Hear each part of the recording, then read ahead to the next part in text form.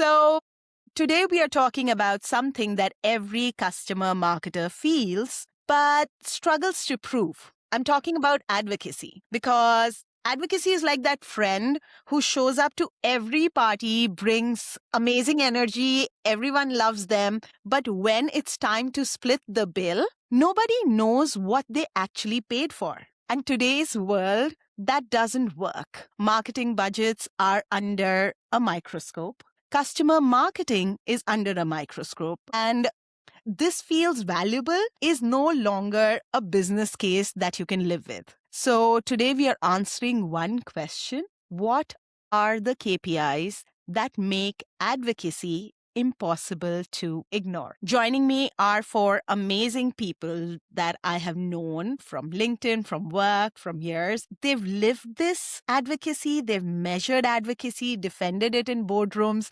and built systems that make advocacy speak the language of revenue. Now we'll start with Thao Littler, Senior Customer Marketing Manager at Crunchtime. Anoop Virmani, Senior Manager Performance Marketing at Mackenzie, and he's also an ex-Cventer, so that's our chord there. And Alison Bukowski, Chief Customer Officer at Point of Reference. And Christina is going to be like, I just mentioned that Christina is going to have the month of April because by the time this one goes live, we've already done another podcast. So everyone's going to hear only Christina on the podcast the entire month of April. So yeah. Apologies in advance. Christina Garnett, Fractional Chief Customer and Communication Officer at Neomotion and a celebrated author. So thank you for being here, guys. Thanks for having us. Thank you so much for having us. This is that awkward part where no one knows which one is going to answer first. But yeah, you can all thank me later once we do the recording. Before we jump into the formulas and the dashboards and, influence models and what have you and all the serious stuff, I want to start with somewhere where all of us actually started. Because I'm pretty sure, I can guarantee rather, that none of us as kids woke up and say that, oh, one day, mama, I want to measure advocacy influence on pipeline velocity. You didn't? Never. This is a career most of us fell into, grew into, or probably got pulled into. So let's start with Alison, that how did you stumble upon customer marketing and advocacy? It was basically a lot of those things that you just mentioned. And thank you again for having me. I was a writer and a marketer. That's where my career started. And I was actually working in proposals of all places. I was managing training and proposals, and references were asked all the time in proposals. And this new thing, it wasn't called advocacy at that time, but we were going to start measuring references and formalizing a process around it. And I was asked are you up for the challenge? I said, absolutely, let's do it. And the rest, as they say, is history. So that's how I got pulled into it. Who's next? How? I can go next. So I actually come from a very creative background, shocker, like with my hair, right? My first Love your college degree, thank you. My first college degree was in digital photography, and then I have put in quite a few years into fashion, and I just got very burnt out. And I had a friend that was working in B2B SaaS marketing who introduced me to the field about 8 or 9 years ago now. And I started out I was wearing all of the different, digital marketing hats, just trying to figure out which one I actually liked. And I was very lucky enough to have a mentor who recognized my obsession with building relationships and telling people stories and celebrating them. And he was just like, have you ever heard of customer marketing? And I was like, no, I barely understand the marketing that I'm doing right now. But he kind of just set me on that path. And I was building awards programs and organizing customer conferences and just doing all the things that I loved doing in a prior life anyway. But now I get to tie customer voices back to value that leadership can actually trust. And I'm so passionate about where I'm at right now. Wonderful. Christina. I think I'm like a lot of people on the call where I'm multi-passionate. And so there's essentially a through line through my career. But I would say like a lot of people here, I was doing customer marketing before I knew that was the terminology for it. When I was an advancement coordinator for an art museum, I was doing social listening without realizing I was doing social listening. I was looking for people who were saying positive things about us, things to escalate. Was working later on. I worked at ICUC. I was a social strategist and I helped with the moderation team. And basically led the moderation team, especially when they were having like major campaigns or lifts or things that were happening, to like, what are people talking about? What does that look like? What kind of responses do we need to have? What do we need to escalate to which stakeholders inside of these brands? And so I was doing a lot of customer marketing without realizing that was actually the umbrella I was under. And so I didn't actually become an official customer marketer until I joined HubSpot and created the HubFans program. And so, but like a lot of people here, I've been doing it a lot of my career. I just didn't know that like, oh, that's a thing. That's an official thing with terminology, with a process. And so a lot of my work since then has been like helping to build that process so that more people like myself and more people on the call are able to like effectively identify what they are in the work they do. Wonderful. Okay, I can go now. So my story is, I think, 100% flip, I would say. Why? Because I come from a background of economics and working into finances and everything, but it never resonated with me. So I don't want to say, but boring jobs never resonated to me. So that creative side of me, the person who has been doing theater at college, music at college and etc. So always a knack for, going into marketing. So when I joined Cvent, I joined as a life cycle marketer. It was basically a new position that got opened there where I had to just take care of the data for everything that we do. But at that point of time, I had to build the balance between marketing and data, because it's a lot psychology plus the data that, we are trying to manage. So the customer side of it kicked in when I started looking at communities, advocacy programs, in-person events, customer events, our major conferences. So everything that came into me to produce that journey, which helps us prove, this works, which helps us prove retention, helps us prove expansion at the customer end. So all of those numbers were going out from my team. But at the end of it, I still call myself, a data-led marketer, right? On those specific lines, because we never want to create an arena where we're just analysts. So that's the line I draw. So you're not an analyst, you're a consultant with the marketing team. So understand their programs first, and then start giving out the data. So that's where I started building, and now with Mackenzie, I'm just building the whole performance marketing from beginning of the funnel till the retention right now. And you don't have an advocacy right now. You have an advocacy program right there. Not, I would say, as such, like termed as, as Christina was saying, we are doing stuff, but we're not terming it right now.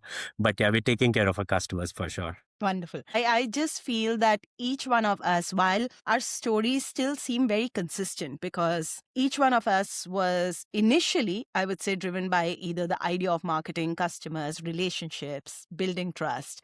And now, a decade later, I would say it's somewhat a journey where we've all had that realization that, okay, eventually in this field, caring itself is not enough. Caring about your customers is not enough. Building relationship is just not enough. And in some way or the other, I just feel that, you have to prove it somewhere. Like running an advocacy program is not enough. You have to constantly prove it. You have to explain numbers. You have to talk about it.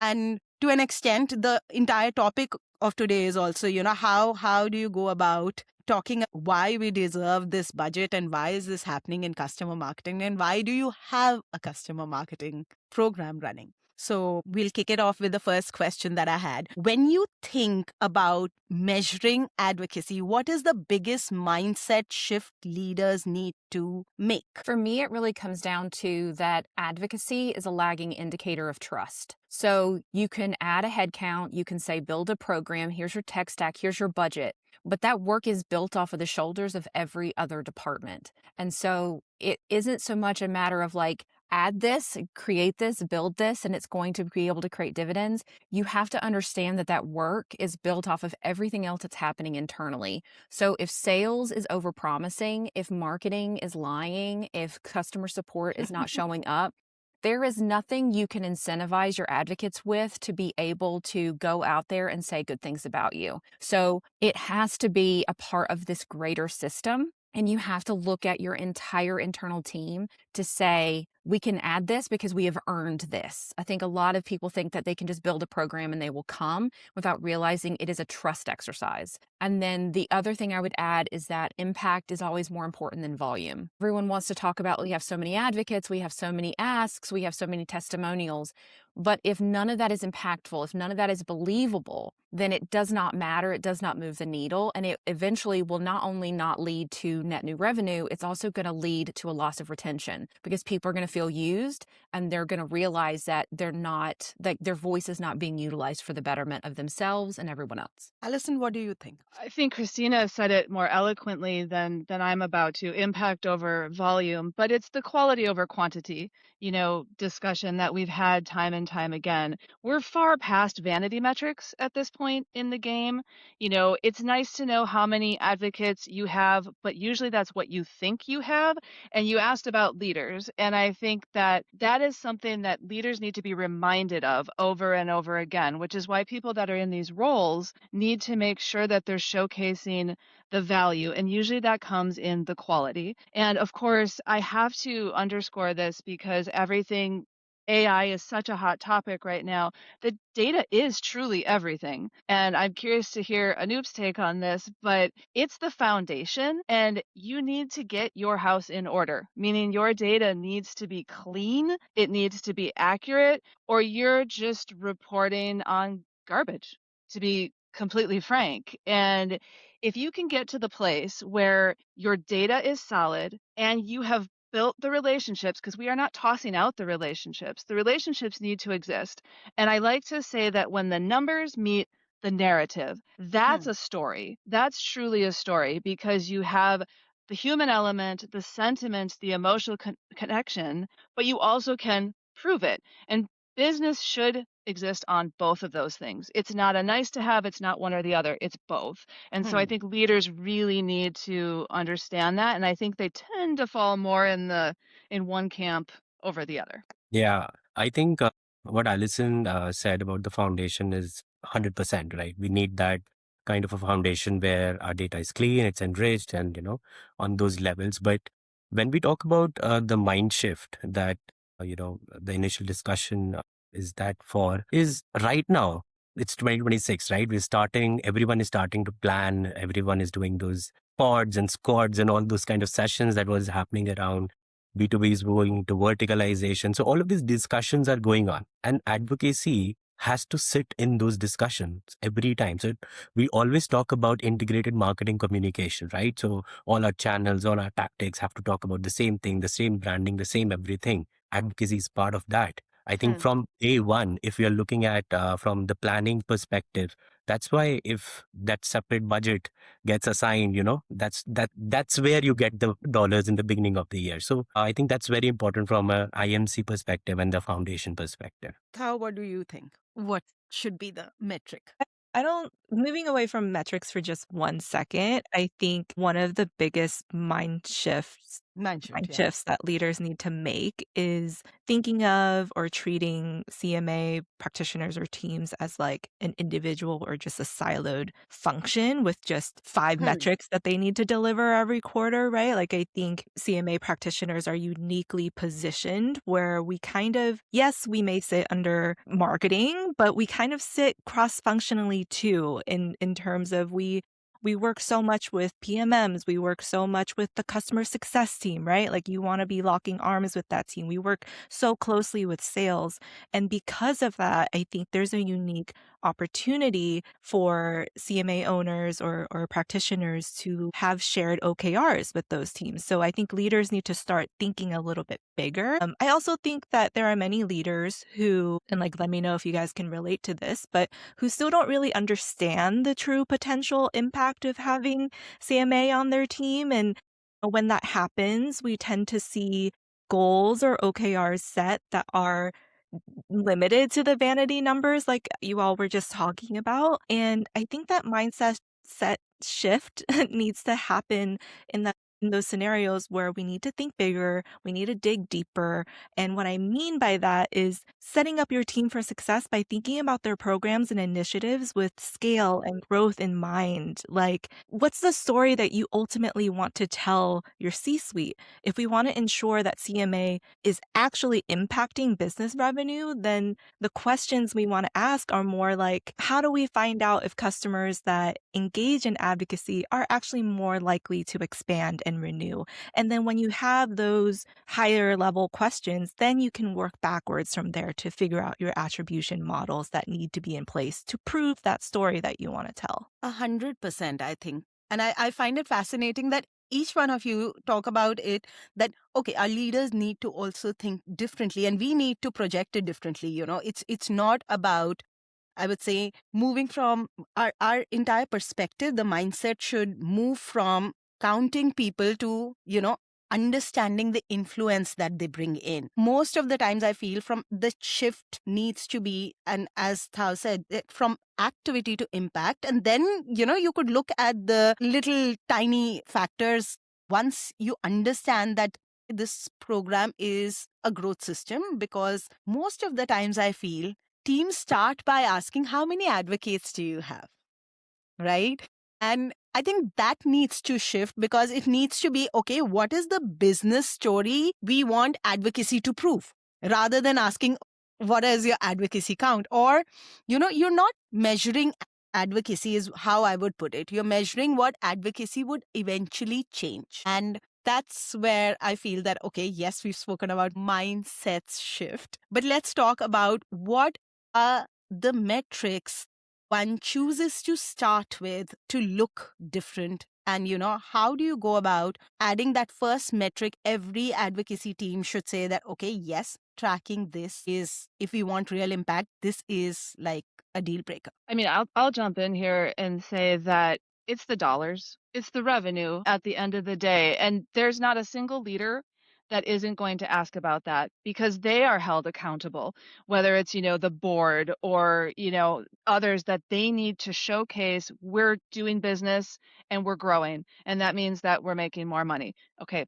That said, there's something about that, though, that I think there needs to be another sort of mind shift back to the previous question. And that is, we have to start looking at something across the life cycle of customers and buyers, and looking at revenue influence. We get very caught up in attribution models or terminology, much like customer marketing, customer advocacy. There's a little bit of mix up on how we're defining certain things. But this is why I moved into the CX side of the world, and why I wanted to sit in a position where I could have oversight. And we are looking at advocacy has a place in all kinds of different pieces, because we are developing content, because we are, references, we are putting speakers on the main stage, we are developing stickier relationships, we are improving NPS scores. So we have to look at that and say, we're influencing. This case study didn't close the deal. It's us plus. It's us plus sales, CS, and the other pieces of it. So I just think there needs to be agreement. Revenue is the metric, but how is still a question for a lot of organizations, in my opinion. What do you think, Anoop? This is my favorite question for sure, because it relates highly, because we started doing all of those things which the question relates to. Is that how do you start measuring it and then proving the impact of it on multiple KPIs? There's a bag full of KPIs everyone has right now, the NRRs, GRRs of the world, right? So what we're looking at right now, if you're starting with your advocacy program, just go ahead with a binary conversion, right? So for example, 10% of your accounts have at least one advocate, right? So we call it a penetration rate that you are running right now. So what is that 10% NRR? What is that 10% GRR? How is it different from the rest of the 90%? How is it different from the overall average that is running? So you just start with that. Just say yes or a no. These have advocates, the other ones do not have, and let's see what is their performance right now.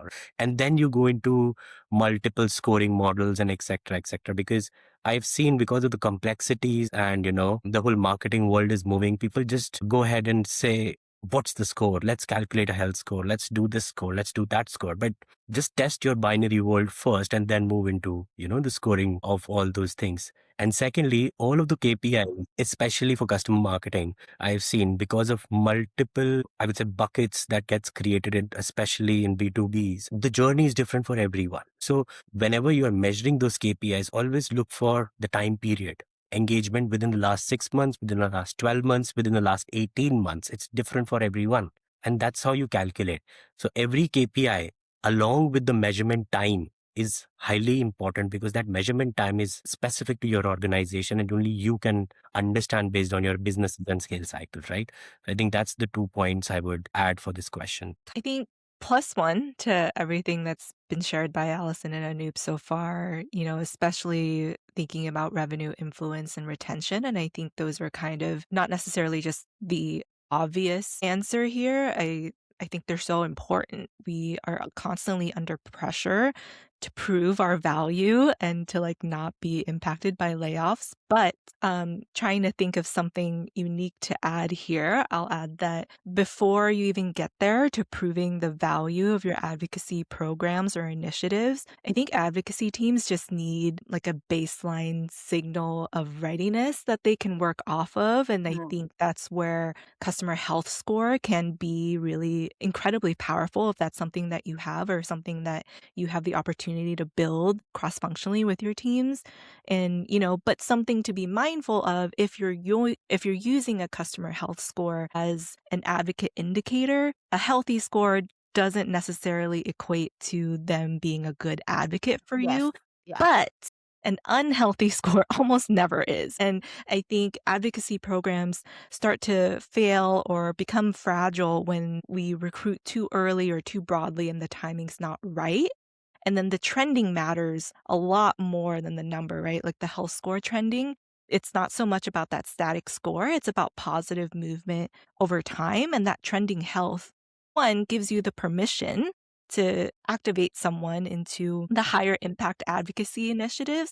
And then also it's the story that you actually want to tell if you're doing the storytelling bit on your team. And it just establishes more credibility for that story that you're telling. I think for me, it comes down to the one problem that I see across every brand, whether it be vertical, region, it does not matter, is that in the pursuit of growth, they completely forget and alienate their current customer base. And so in the pursuit of growth, customers that you want to get new business for you are watching you give better deals to new people just because they haven't committed to you yet.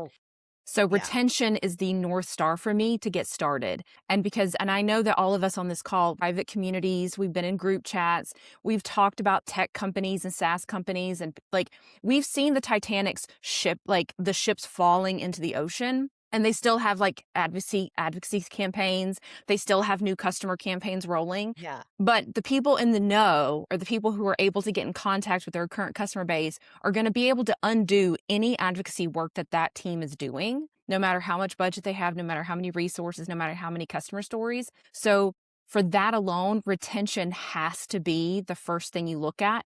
You have to get your own house in order before you can start expansion, because it's all going to crumble in on itself. So for me, I have to look at retention, because otherwise you're just creating noise that no one's going to believe, because they can see the 10 people on LinkedIn and Reddit talking trash about you. They know that people can't wait to find a competitor.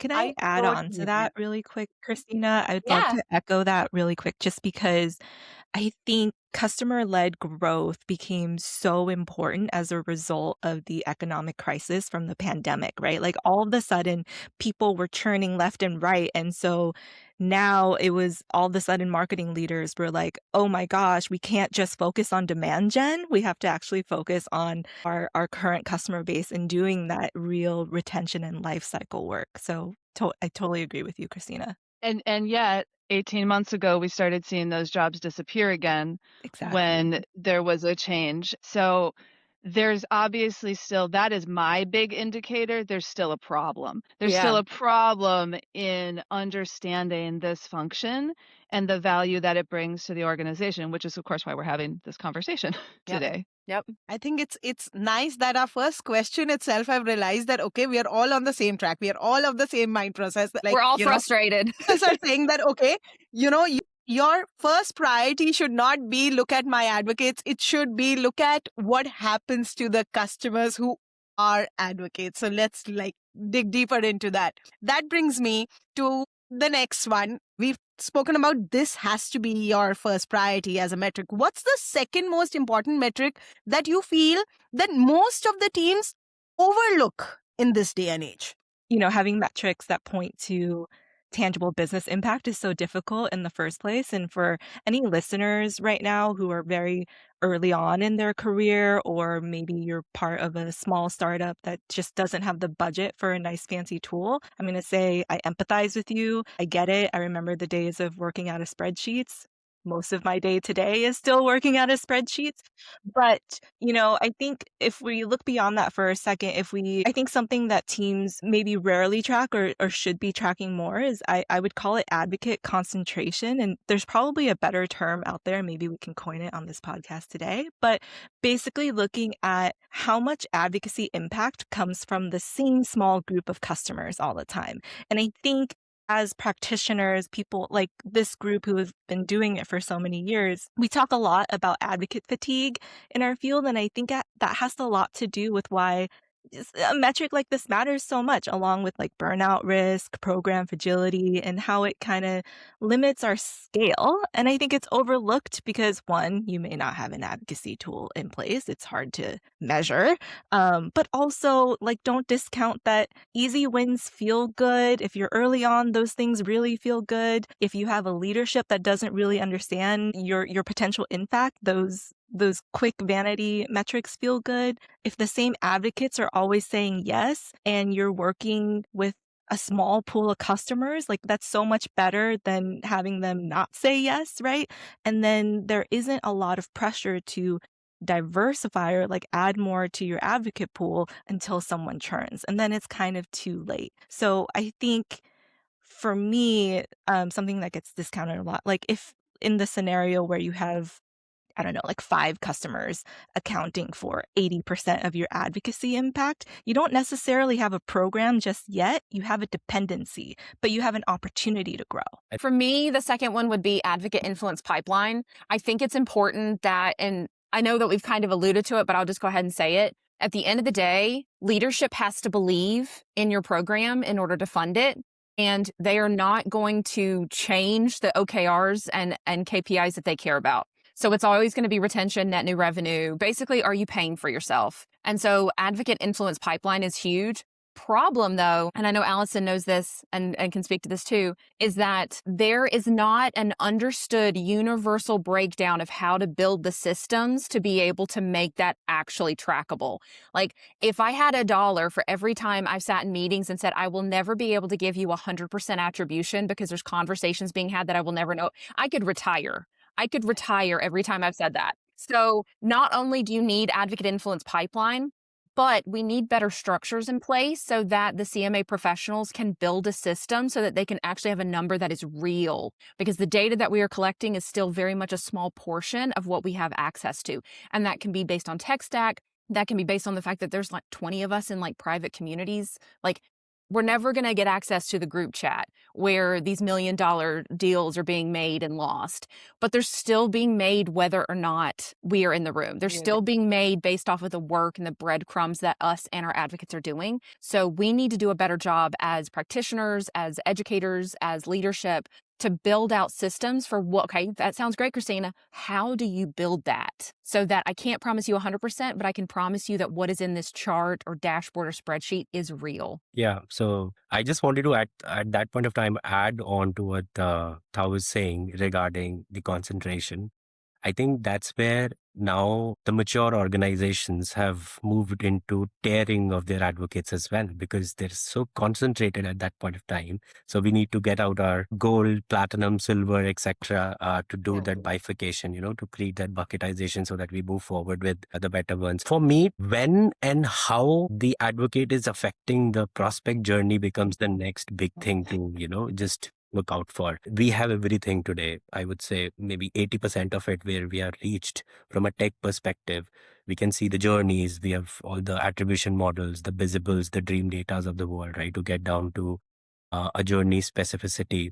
So if the review is making the impact or the reference is making impact, where it is doing that, I think that's where I look for from a timeline perspective, at a journey. Like, I like that you reference back to that, Anoop, with the journey, because there's so many different places. I mean, I think a lot of times we think about the point of sale, right? That's where the advocates have Yeah. a big impact.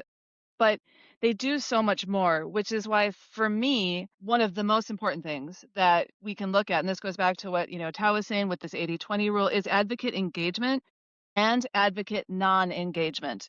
These are both critical things to look at. Again, back to the vanity metrics, you need to push back. In senior leadership, if I go to my team and say, I want 80% of our business to be advocates, it's okay to say, can you tell me more? Tell me why that's important. Because what you're going to end up with is lots and lots of advocates that are doing nothing, but yet you reached out to them and you said, hey, be a part of this thing. And now they're sitting on your bench. And nobody likes to ride the bench for too long before they quit the team. Yeah. So how those advocates are being engaged is incredibly important. So you need to track that, what they're doing. Are they taking the reference call? Are they speaking on the stage? Did they give you a quote? Did they leave a review? I mean, there's so many different ways that they're engaging with you and they're engaging with your brand, and then be able to report on it. I love looking at those numbers. Who's doing and who's not doing? And chances are it's probably on you that people aren't doing. So that's why we have to be careful about balancing that whole quality over quantity, or that impact over volume, as Christina said. So for me, that is what it boils down to, is the key thing, because so many things come off of that. It's a very hub and spoke kind of model when you look at engagement. It adds so much of texture over here. When we talk about, okay, so we start with first metrics being what changes when advocacy is present. The second one, all of you would agree that it's, in a way, it tells us that who is driving that change and where it's happening. So we have that sorted. Let's address the part where you have the right metrics, you know what to track. But how do you tie advocacy initiatives directly to a pipeline and revenue in a way that leadership tends to trust? And I don't mean just a dashboard that they can glance through or something, but a model that they believe, we believe, and the conviction is really strong. Let's start with Christina. I'm picking my essay. You're fine. For me, it really comes down to reverse engineering. I remember, and I've been in this situation, I'm sure people on the call have been too, where leadership tells you what's important to them, then they give you your individual OKRs, but this void between the OKRs and what leadership cares about is not always a straight line, and it's not always clear. And so what I recommend doing, and what I did that kind of like unlocked things for me, was doing reverse engineering from how do I get from what leadership actually cares about. And if you're not listening, like if you work at a public company and you're listening to this and you are not listening to their quarterly sales calls and their earnings, that is 100% the best thing that you can do, because no matter what is being said internally and in your Slack channels, what they care about is being talked about on the earnings call. So if you are unsure about what leadership cares about, the earnings call will tell you everything you need to know. And then you need to be able to track how your work ladders up to that. And the only way to do that is through reverse engineering. So what are the behaviors that need to happen in order for the lagging indicators that leadership cares about to hit the way that they need to hit? So is it a number of signups? Is it number of visitors? Is it net new revenue? Is it retention? Is it like expansion in new markets? What matters to them? And then what can you do to showcase that your work is getting to that number? Because otherwise, it's easy for leadership to see the OKRs that you've done, be like, this is great, you met all your metrics, but this feels like fluff, or this feels like a nice to have. You are a nice to have until you can prove that you ladder up to leadership, that you ladder up to the things that are in those earnings calls. Because then you're able to say, like, no, I actually saved my spot. I actually proved what my work was doing. And you can even base that on foundational, like what we would consider vanity metrics. There's a way to translate vanity metrics all the way up, but you have to be able to show every part of that journey and how you're laddering up. And so if you don't already have that, create that, like that language, that whatever you want to call it. You can call it a sequence, you can call it a journey, you can call it whatever you want. But you have to make that journey. You cannot wait for your manager, leadership, director to do that job for you. And I hate to be the one that tells you this, but like, you got to do it. You are the one that's going to fight for your program more than anyone else in the team, more than anyone else in the company. You have to make that translation. And that's going to help you build out an operational framework to say, this is what counts. This is what I'm asking them to do. This data that I'm able to collect lives here. That data tracks to this metrics. This metric over time leads to this metric. This metric over time leads to this. And then at end game, this is what you actually cared about. This is how my work feeds into all of that. That is what every single marketer, customer marketer, community leader, if you feel stuck and you're like, leadership doesn't get it, you have to make the translation. Do that. Sure, I'll jump in because Anoop and I have been talking a lot, I think, together about the journey. So here's what I would say. How do you get them to pay attention? Leaders are human beings as well. Tell them a story. They relate to a story just as much as anybody else does. Their story just has a lot of dollar signs in it. And so you can't leave those out of the story. Really does help to chart out that journey of, and now I'm talking about like the customer journey, because there's going to be pieces of the buyer journey that intersect directly.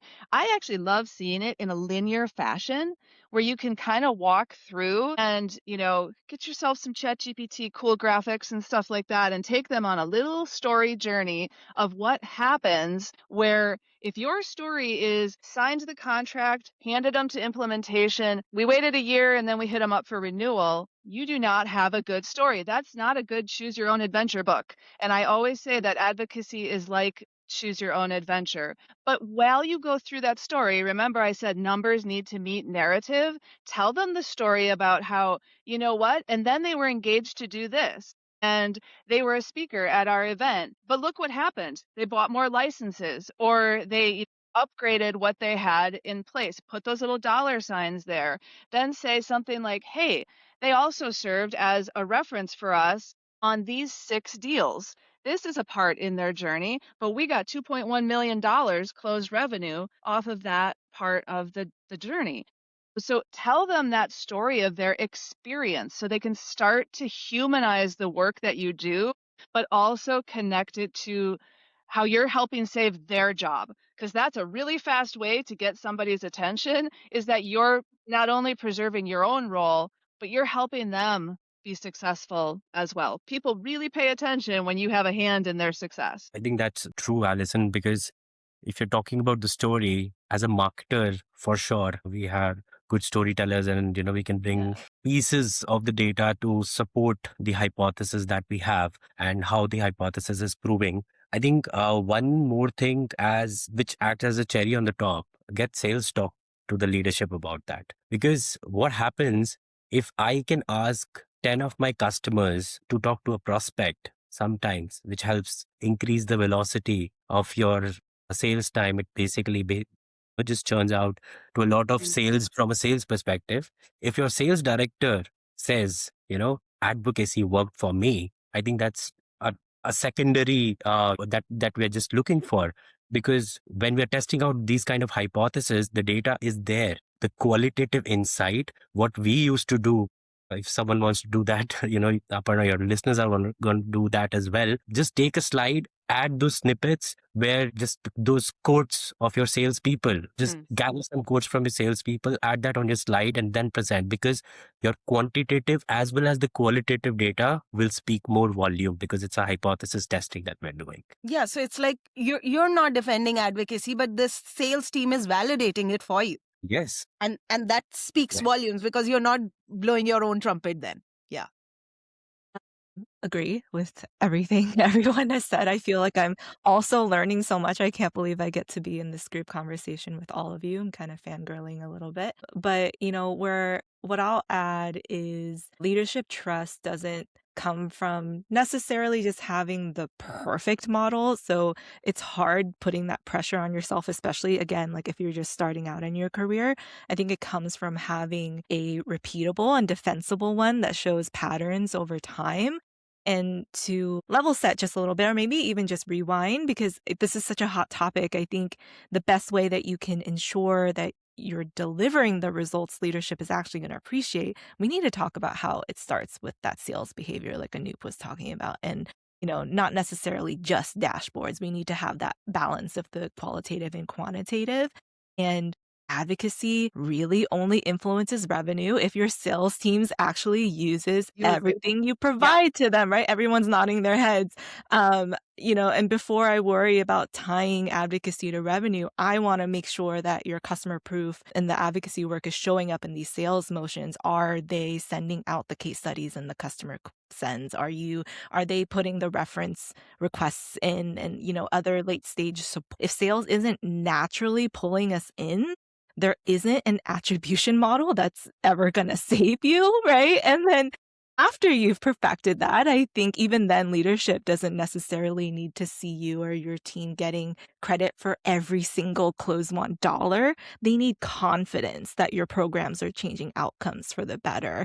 And, when those patterns show up quarter over quarter, that trust from leadership follows too. And even if the math isn't like mathing exactly perfectly. And also, sorry, I'm kind of like doing a run on without what Alison was saying. If you're highlighting successes of other people, that's going to make such a key difference in those board meetings. And I'll give you a perfect example. We recently implemented a tool called PeerBound, and I love it so much. So shout out, this is not an ad. Funny. But, something that I've really loved as, it wasn't intentional or like it wasn't necessarily what I set out to do. But now we're able to have PeerBound call out moments or identify moments where our customers are giving praise to our CX team, to our sales team, to all of our team members. And that gets flagged in a Slack channel.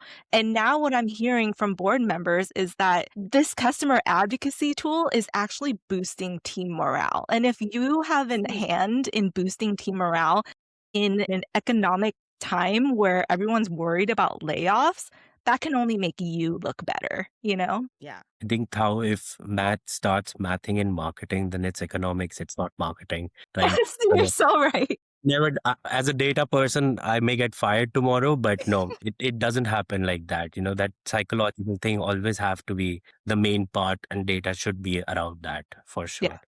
Both things are important. Yeah. I think net, we all agree that advocacy needs to, when it stops becoming a marketing story and it eventually becomes a revenue story, the entire organization can relate to and, click to it better. But so pipeline is only half of the picture, right?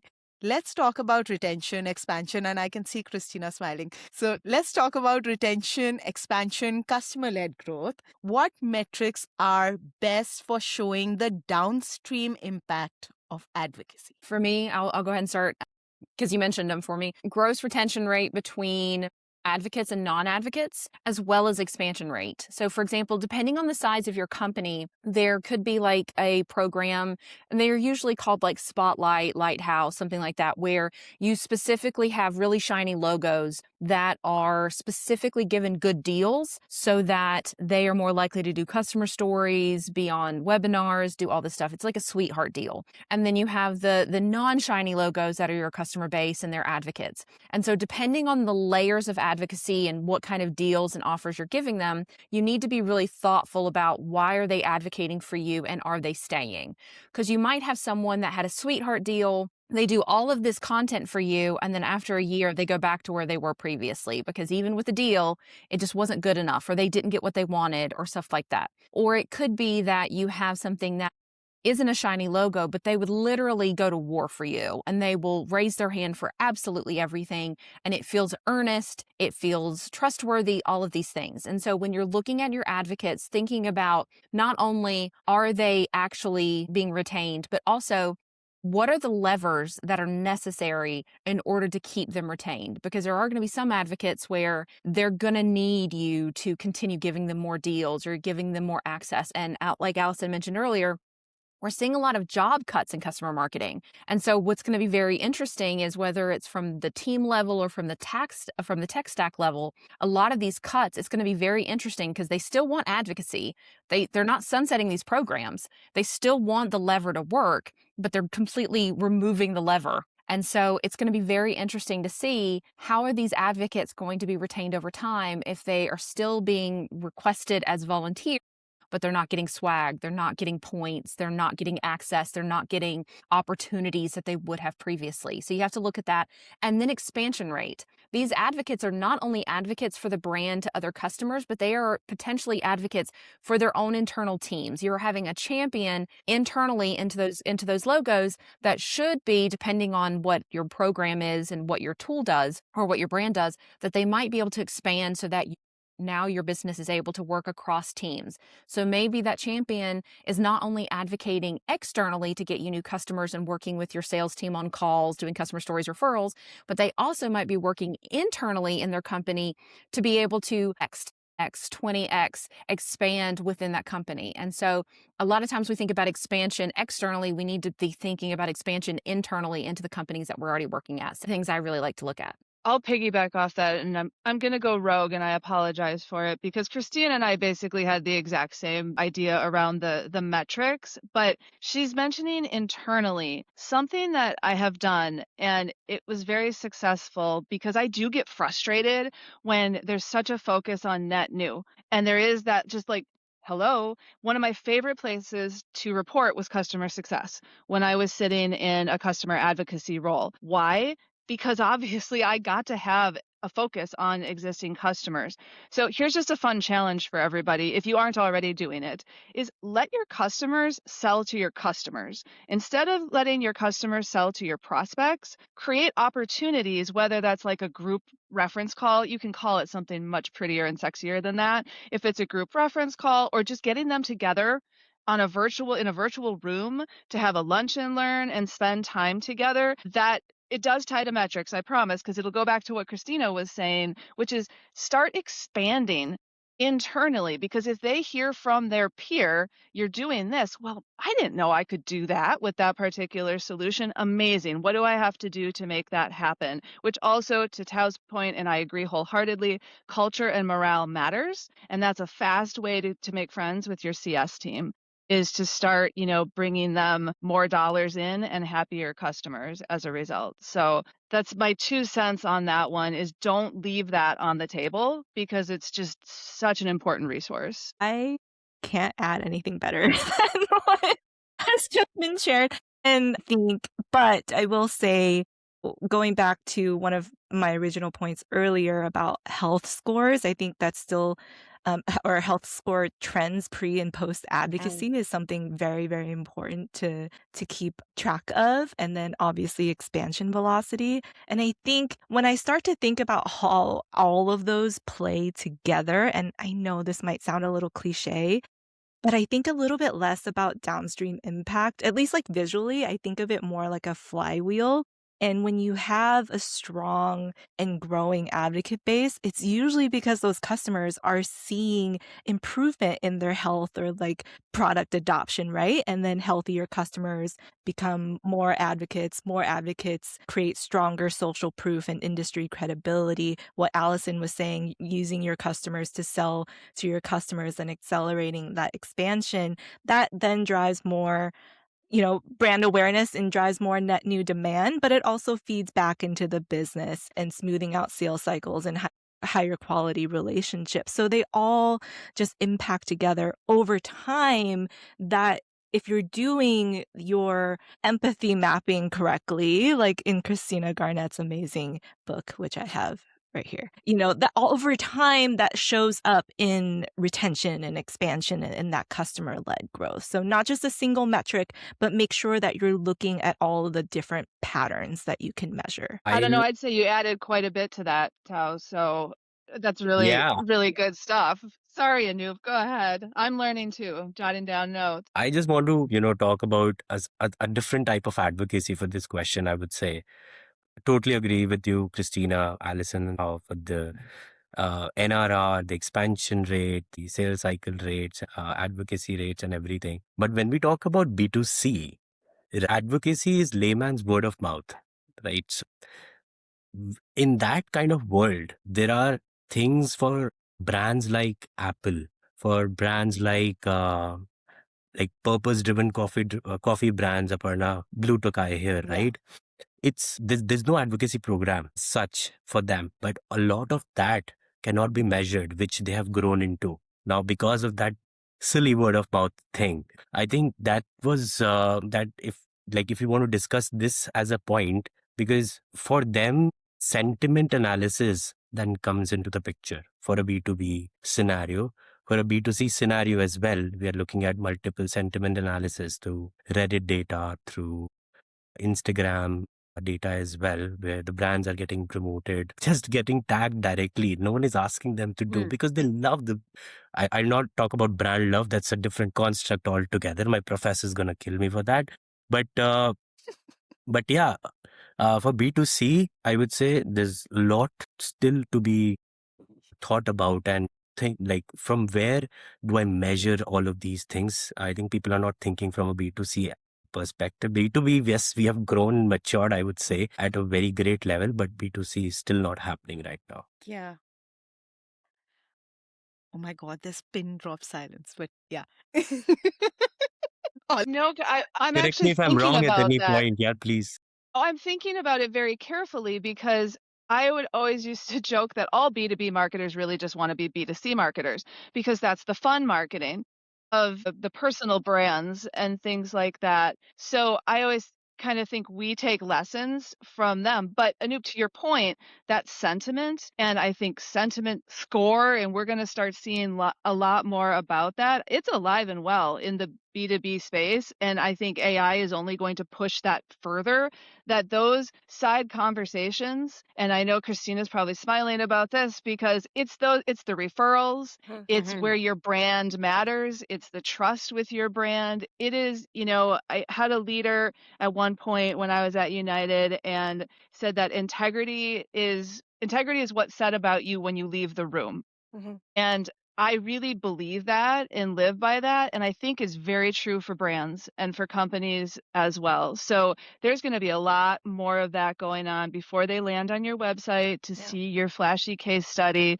That's not going to change. It's only going to get more and more. So I think that point, Anoop, is very well taken and people should pay attention to it. Completely agree. I would just add one more thing because I know we need to keep going, but I completely agree with that. I think it's very interesting. The more that we do in our work, the more we realize because we're dealing with humans, so much of our work is not just marketing, it's not just advocacy, it's sociology. Like we are all actively being sociologists. We are human anthropologists. We are building relationships. We are fostering trust. We are dealing with friction. We are adopting technology to either help rebuild or to remove friction when necessary. So much of our work, and like the more I do, the more I realize I'm not a marketer. I'm not a CX person. I'm a sociologist. I am a behavioral scientist. I'm a humanist, like the best marketers, the best tech people, the best customer marketers, they're actually humanist because at the heart, like that's actually what our work is. As we talk, researchers, academicians, or everyone is trying to figure out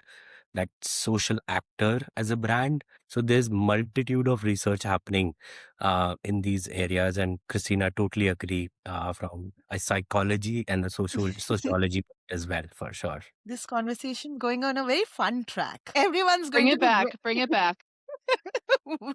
Everyone's going to be educated on a lot of aspects that they have never ever thought of. But I'm glad that it's coming up. We'll shake the conversation a little up. Let's go ahead with what's a metric marketers obsess over that does not matter as you believe or perceive. Well, I already said mine earlier. That is total number of advocates.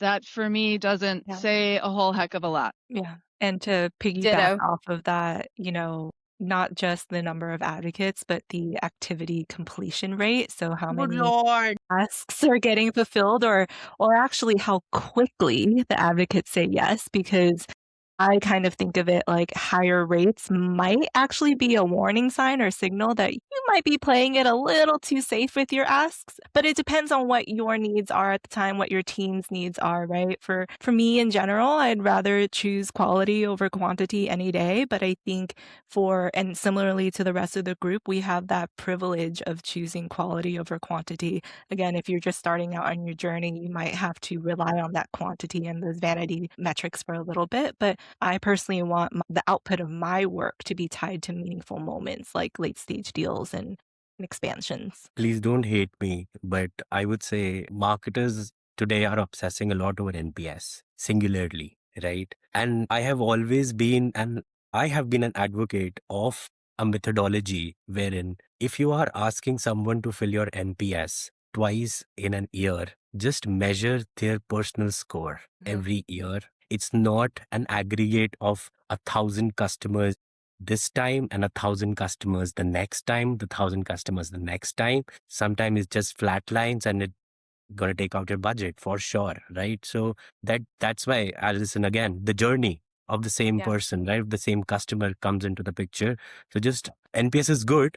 Again, don't hate me. But singularly at one single point of time, NPS not good. I can piggyback off of that. I'm not going to be mad at you. I'm actually going to cheer you because I hate NPS. I think that it is the definition of the road to hell is paved with good intentions. I think NPS, the theory of NPS is fantastic. How it is actually utilized across brands is garbage. I think it's a waste of time. It's a checklist. I think that it could be used fantastically. I think there are very few companies that actually use it well, and they don't do anything with it. There's not enough qualitative data there. They think that the quantitative is going to solve everything. They think if the NPS score is good, that's a telltale sign that everything's fine. It absolutely is not. They might have you talk to the top NPS to be advocates. They might have you try to salvage the bottom NPS, but we all know that if you're by the time you're at the bottom, it's very hard to save you. They completely ignore the middle people. Those are the middle children who actually have the most opportunity, but very few people actually talk to the middle of the NPS. I'm not mad at you. I cheer for you with talking trash about NPS. I think it needs Someone's gonna be needs for to sure. No, but it needs to exist. I'm gonna play the political line here and take like the middle of the road because I get it. And it came to be for a reason, and it came to be for a very important reason because there was nothing. But we are allowed to evolve. And that's what I think we need to do. And NPS hasn't evolved. And this is just going back to, because it is Anoop's point, it's a point in time. I'm sitting at my desk. I don't know. Maybe like my team lost the game last night. I have indigestion. I'm just having a bad day. All of that impacts what I click as far as the number. Yeah. It may have nothing to do with that. And to Tao's point, and with the customer health score that you keep bringing up, which you very smartly should be, we should be taking slices. It's snapshots of every month. I want to see where is that customer. If they're green 8 out of 12 months, that makes me feel good. They could be green on the 1 month I check it, but maybe they were red for the 6 months before. We need to ask why, and we need to evolve those systems. So I'm not quite as much of a hater as Christina, watch out, but we do need to do better. I'm glad everyone's hurting a lot of customer marketing teams today with, who had those bubbles around them that they were doing a fab job at some of these metrics, which are not something you should obsess over. My next question is, how often should teams actually be reporting these advocacy results? And what does a strong, trustworthy, let's say, dashboard look like in your opinion? So I created a one-on-one doc because it took me a very long time to figure out that I wasn't using my one-on-ones the way that I could have. So it'd be beneficial for me, but also for my manager. The one thing I would do is you just need a spreadsheet, but you should basically create columns and it should say like, what is the task or accomplishment? What is the customer impact? What is the business impact? What is the status? And then any wins and notes, is it being blocked? Any of these things. It needs to be crucial to make sure it's aligned to not only your OKRs, but also if it ladders up to KPIs. And I have a spreadsheet I can share of this. It's like super basic, but it'll do the job. The main thing is that you need to be keeping track of, you need one singular spreadsheet, dashboard, whatever it is, where you can keep track of all the things that you're doing, because we know that CMAs are doing an obscene level of work. And if it is not documented, it is invisible. I remember so many times I was like, I'm doing the work of a team. Why am I not getting the love I deserve? And it's because I was not showing all of my work. I just thought if it was good, it would be enough. And it is never enough. It has to be visible. And so this is your opportunity to showcase all the work you're doing, but not only like I'm doing this, but you're tying it back to customer impact and business impact. And then if it's being blocked, that's an opportunity for you to flag it. So if you have a one-on-one weekly, if you have a one-on-one bi-weekly, whatever that is, this is something that you have given to your manager. They know, hey, every Friday, this is going to be updated. So Monday morning, when you start your week, you're going to know exactly where all of my status is. And that way they know when to check it. You can update it as to like your own personal deadlines. If you say Friday, it's Friday. And then that way they can see that. And then you can highlight what is most important to their leadership. So if it, like, this is everything I'm doing, but I'm going to highlight the stuff I know leadership cares about green. So my manager has no doubts on what they need to ladder up. So what do they need to manage up for? Because so much of the work, and I don't think this has been brought up yet, but half of the CMA work is internal socializing and managing up. We have to educate leadership. We have to explain why our work is important. We have to explain why that win is a win. And so you have to manage up. You have to have a documented process so they can see all the wins that you're doing. Because the people who, especially now in an economic crisis where everyone's worried about being laid off, everyone's worried about their own metrics. Very few people are going to take the extra time to say, so-and-so is helping me. So-and-so did that. So-and-so did that. You should give them love. They're too busy trying to save their own jobs. So you have to vouch for yourself. You have to document your work. So as a former math teacher, I'm going to beat the drum here and say, you have to show your work. Wonderful. I would add everything that Christina just said, and with two things. Add to that spreadsheet you're touching, who you're collaborating, with. That's a nice one to have. And then the other piece of it is the cadence and the language that you're speaking. Your manager, hook up weekly or biweekly, whatever it is you have. Maybe at the director level, you're putting something together for a monthly snapshot and maybe quarterly for executives. And then you cannot copy paste. You're not showing the same thing to all of those different audiences. You have to speak the language of that audience and make sure that you're showing them.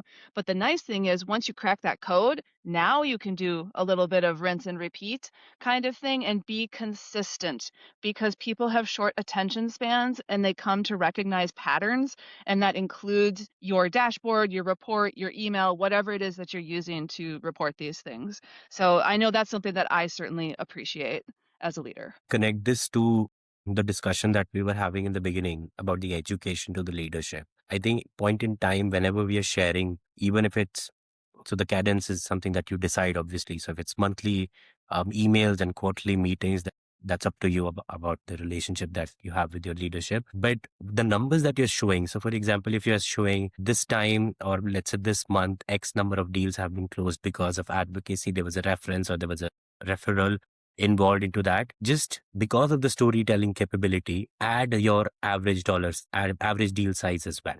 Just show that difference.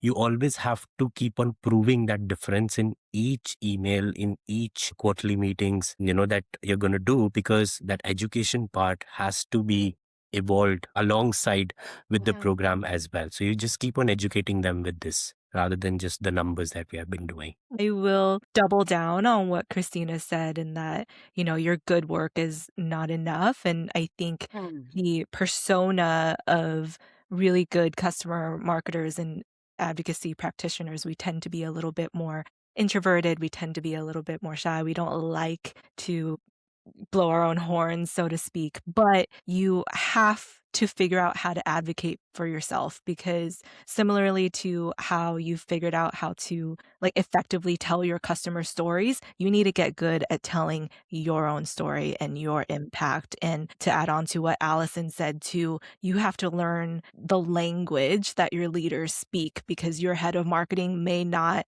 want necessarily the same thing that your CEO wants, that your board members want. And this reminds me of being in school, right? It wasn't necessarily just about getting 100% on your test scores. Or I think about it in English class, it wasn't just about writing the good essay. It's about figuring out what your teacher actually wants to see from you. And then you adapt to that, because every organization, every leader is going to be different, right? And I think that's where CMA practitioners are really strong. We're very adaptable. Now that I've got a chance to actually, Thao has given me that confidence, but gathering from everyone's response, I do want to come up with an analogy on dashboards. And I just feel that dashboards are more or less like those big signs that we see at an airport departure screen, which has 400 rows and multiple flights mentioned. Technically, I would say it's information, it's correct. But you're squinting, you're confused, you're mildly stressed, your heart is pumping. I feel a good dashboard, any number that you're putting out there, on the other hand, needs to show, okay, this is your flight, this is your gate, and now you need to run. So let's just say, I feel from the responses that I've gathered today, are advocacy programs also the kind of dashboards? They need to be strong in not one, giving them every number and throwing every number at them, but actually choosing your audience and picking the right numbers to display so that everything earns a place on that dashboard rather than throwing everything at them. But I feel numbers alone don't sell. And correct me if I'm wrong. In my opinion, I always feel, yes, numbers alone don't sell. Stories also have to be a very, very strong part of it. How do you tell that story behind that metric, particularly for an executive who doesn't live in your customer marketing day to day? How do you go ahead and do that? Going back to what you just said about dashboards and like pointing out what's important on the dashboards, it's the so what story, right? Like you have your metrics, but tell your leaders, what does that actually mean? And then if I want to frame this as like an actual CMA practitioner, I think of it as like structuring a case study. You can highlight your few like shiny metrics that you want to talk about, right? But you have to make sure you're telling that story effectively and to your audience. What were the challenges that you or your team were trying to solve? What biz level OKR are you aligning to with these metrics? Show them what changed or what was launched or what was optimized, and then reiterate the metrics again to really show what that true business impact is, or the so what of the story.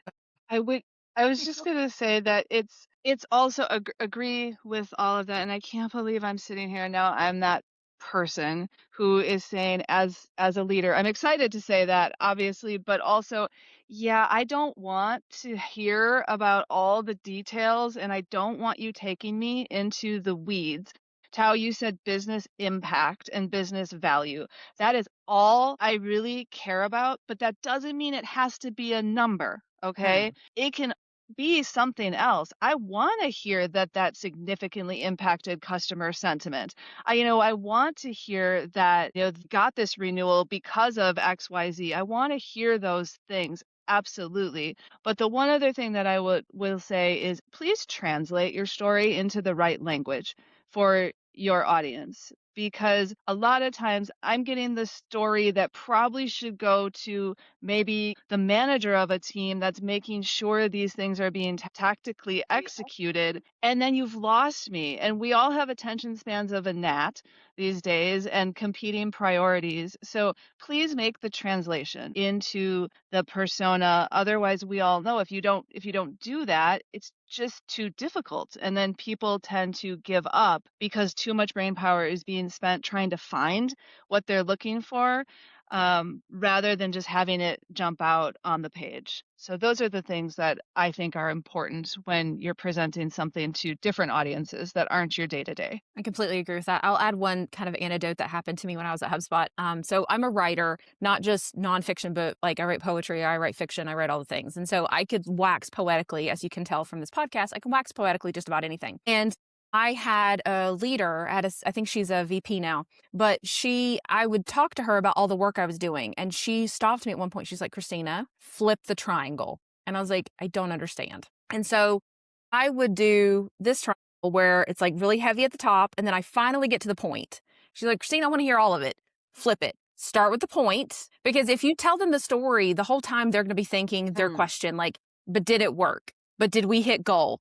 But did we do whatever? They are not going to listen to the story before the point, because the whole time they're going to be like, all right, but did it work? But did we get what we wanted? Start with the point, and then you can dive into all the things that you did. But that really stuck with me. So invert your triangle, start with the point, and then you can kind of wax poetically. And as English and journalism, well, me anyway, majors, don't bury the lead. It's got to be the headline. That's what somebody told to me once, but I like the triangle one better.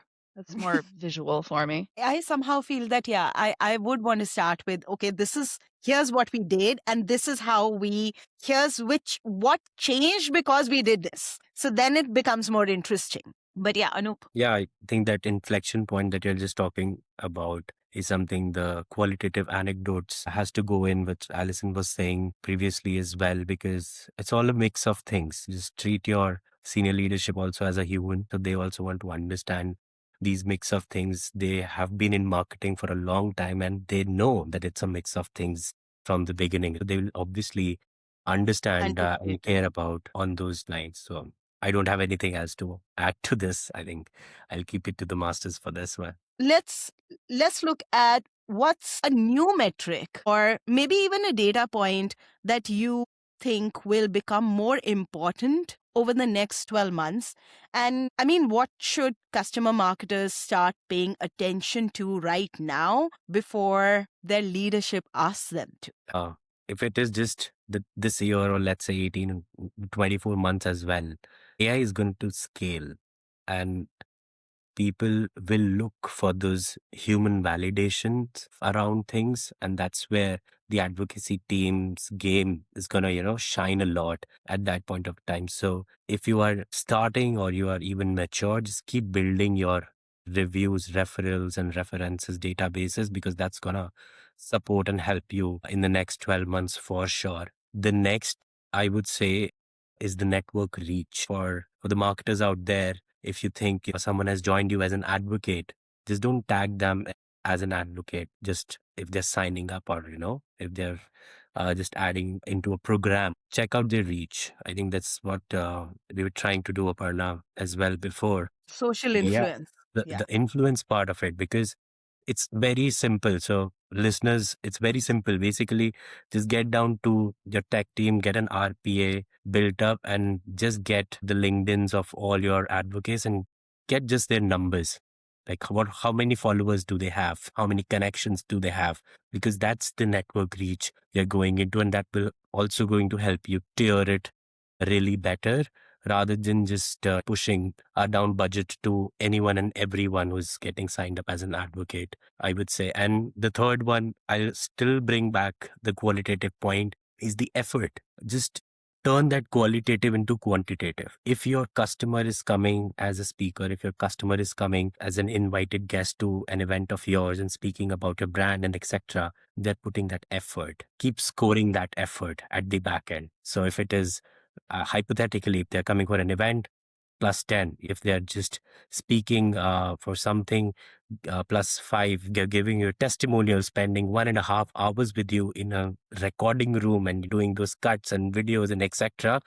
Give them 100 points for that, because at the end of the day, you just then turn your qualitative into quantitative, and then you have better data to align with all your campaigns that you're going to run for the advocacy. So these three, I would say, we should look out for in the next 2 years. I would say a span of 2 years rather than 12 months. I think something that's going to matter a lot over the next year or so, and I'm already seeing it come up in conversations at my company, is being able to track early negative sentiment or like churn risk signals and how customer marketing can help the teams act on them, and not just celebrating wins, but getting ahead of the churn risk.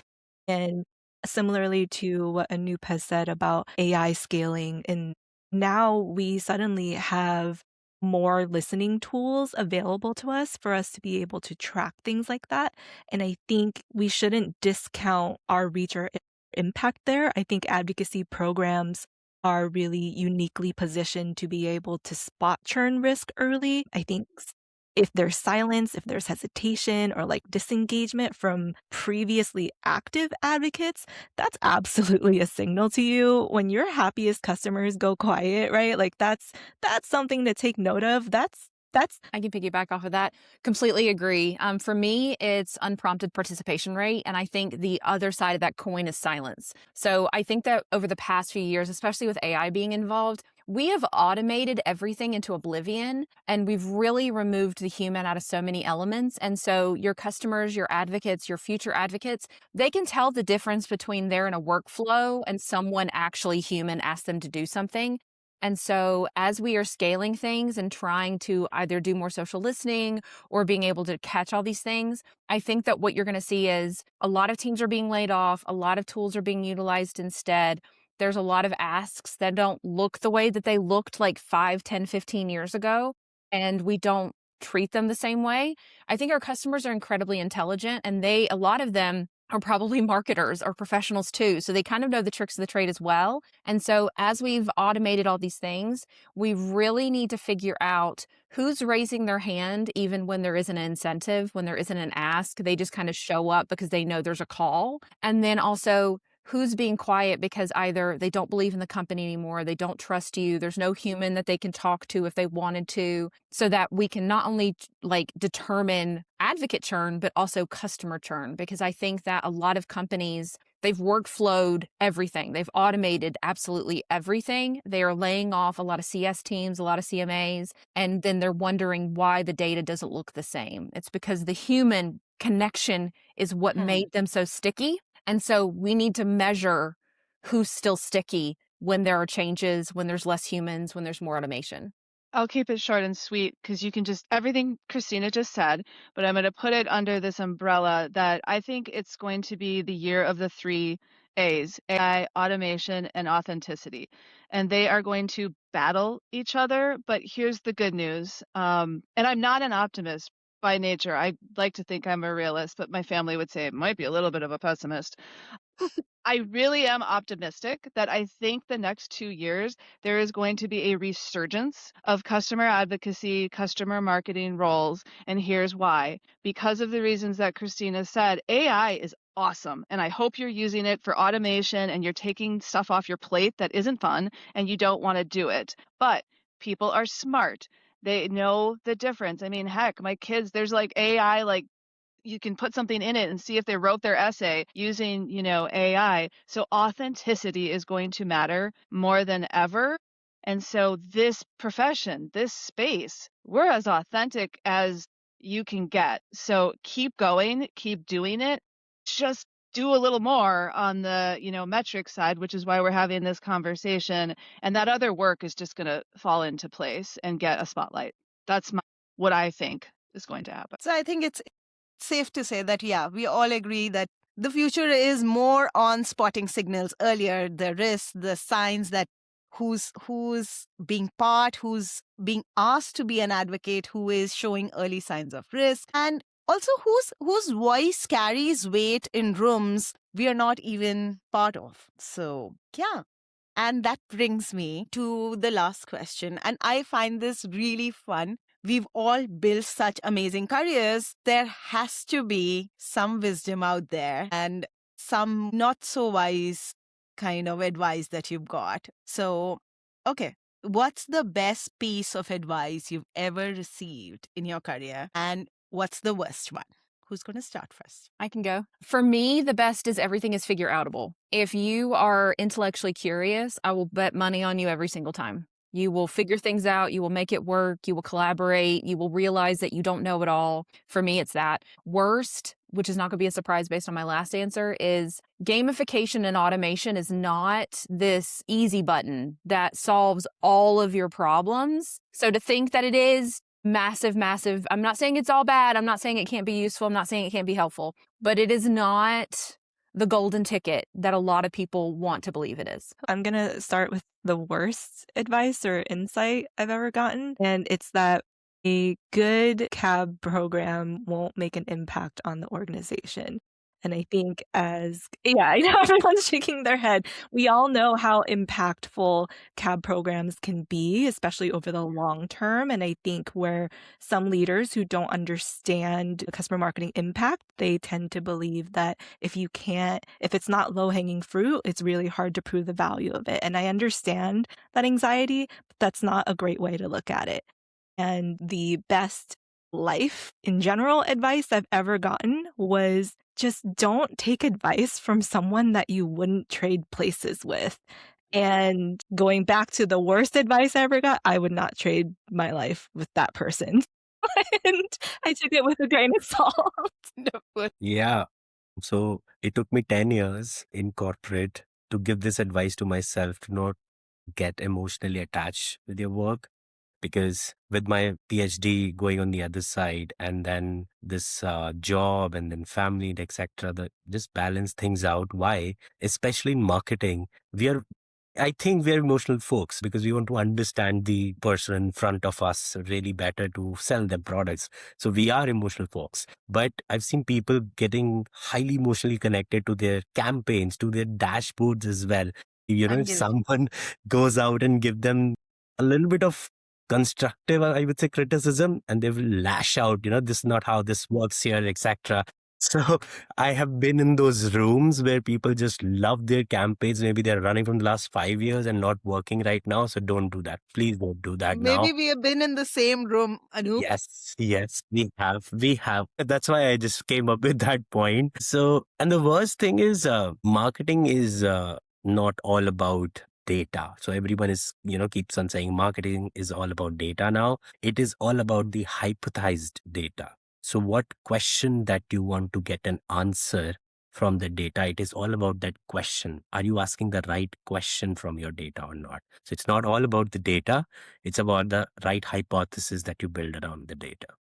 Can I add something to what you said about attaching Sure. yourself emotionally? I'm going to challenge that just a tiny bit, right? I think it's very important to have emotional ownership over your programs because you need to be able to figure out how to advocate for yourself and shine a spotlight on yourself, save your job, etc., and like prove your impact to the organization. And a lot of that comes from your emotional ownership of it. However, to your point, if something goes out there and doesn't perform exactly the way that you want it, you need to still have enough, like thick enough skin to be able to go back to your program to reiterate it, to figure out what's wrong and not, take it to the other side of the emotional spectrum where you're being very negative and you give up on something. You need to have that resilience too. Yeah, and we do that with our kids as well. So we love them, 100%. but when we get emotionally attached with them, I think that hinders their growth as well. Yeah. So loving the campaign, all good, but not the attachment for sure. My God, you put kids also. You I am this is a about to go very there with kids too, so be prepared.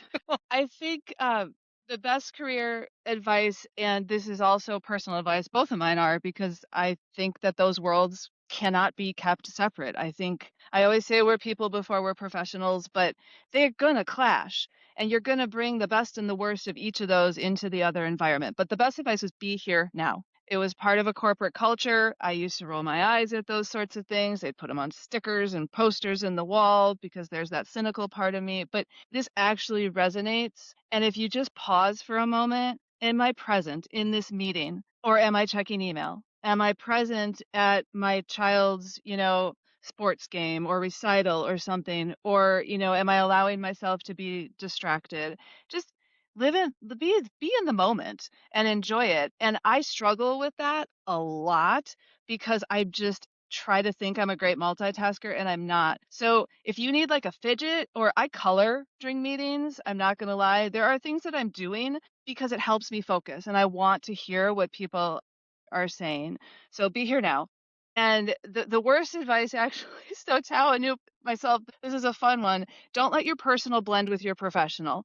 Kind of goes along the emotional piece of it, but I just do not believe that people can do that. I think some people can compartmentalize better than others, but especially people in this space, don't try to turn down who you are, which is an empathetic and compassionate human being, because it's what allows you to succeed. And without getting too Hallmark card ish on this podcast, let those things like hang out with each other because you'll be surprised what the output is when you allow those two worlds to blend. So, I literally have my fidget toy right here. see? It's a Exactly. real deal. I will play Block Blast or Color, or I'm doing something that doesn't need my mind because I need my mind to be focused. So thank you for validating me, Tao. I appreciate 100%. that. It's the self-awareness, right? Like I know that I need something. So Exactly. I'm glad we've had a wonderful conversation today. And it clearly proves that from everything that we've spoken of, that advocacy is not at all soft. It's not fluffy. It's not nice to have. It's measurable. It's defensible. And I think when done right, it is that growth lever hiding in plain sight. And I'm so glad that you've shared so honestly and, so candidly about everything like Thao, Alison, Christina, Anoop. Thank you so much for making the maths very undeniable today. Thank you. thank you for Thank you, facilitating Aparna. this conversation. I loved it. For everyone listening or watching, if advocacy still feels valuable in your organization, I feel this episode in particular would be a blueprint for a lot of people to make it more provable in their organization. And I hope it helps everyone who's listening today. Yay! If you found today's tea piping hot, don't forget to stir the pot. Share it, rate it, and bring a friend to the table. Until next time, keep turning loyalty into leverage with me, Aparna, and the Loyalty Talks podcast.